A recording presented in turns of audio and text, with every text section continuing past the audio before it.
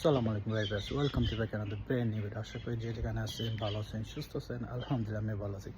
আপনি যদি সুইডেন আসছেন বা আসার পরে যে গাড়ি না কিনলেও আপনি চলতে পারবেন, এমন না যে গাড়ি কিনতে হবে বা গাড়ি কিনা বাধ্যতামূলক কিছু না।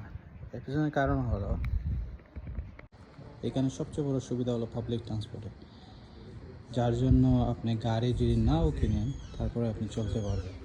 এই দেখায় প্রমাণ দেখে আমার ট্রেন আসবে হলো 2টা 19-এ আমার ট্রেন আসবে। এই দেখেন 2টা 19 হয়েছে, এই দেখেন ট্রেন চলে আসতেছে।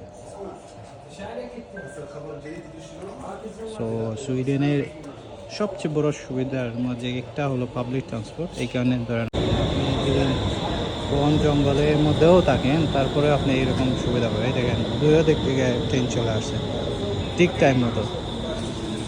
বললেও যদি কোনো কারণে দেরি হওয়া হবে, না হলে হবে না। সো এই ছিল আজকের ভিডিও। ভালো থাকবেন, সুস্থ থাকবেন, আল্লাহ হাফেজ।